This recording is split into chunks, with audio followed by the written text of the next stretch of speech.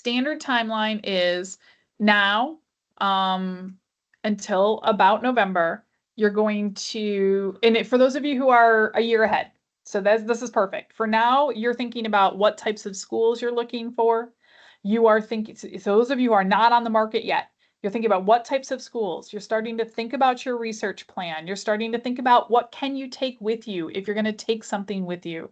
What does the package look like, etc. It is really data gathering, and it's perfect time to do some data gathering.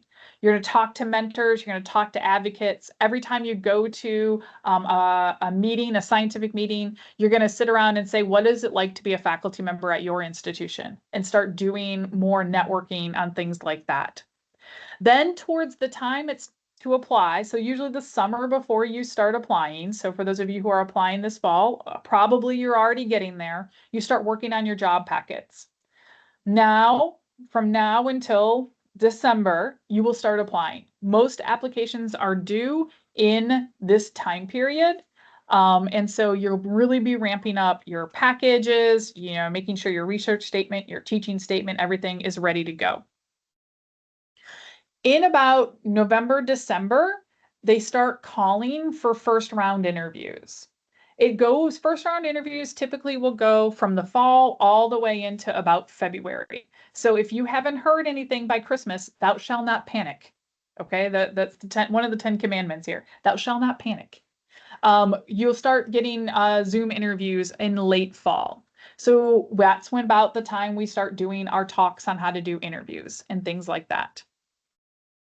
Then in January, February, if you're invited for an in-person interview, that's typically when it happens. January, February, March is when in-person. So you made it through the Zoom screen, and now you're going to be invited for an in-person interview.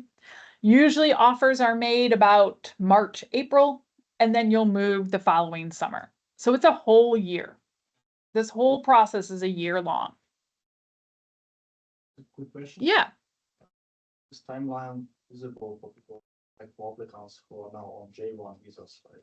Are the universities going to wait, for the waiver and H1B transition? Yes. The universities will wait for your J1 waiver and your H1 to hit. I know that it's long right now. The J1 waiver time is longer than it ever has been. But universities are used to this. Universities are on the H1B that is cap unlimited, so you don't have to worry about it. I've never seen a university pull an offer because of visa situations. I've not seen that. Even though y'all freak out about it, I've never seen it. And in academics. For fact.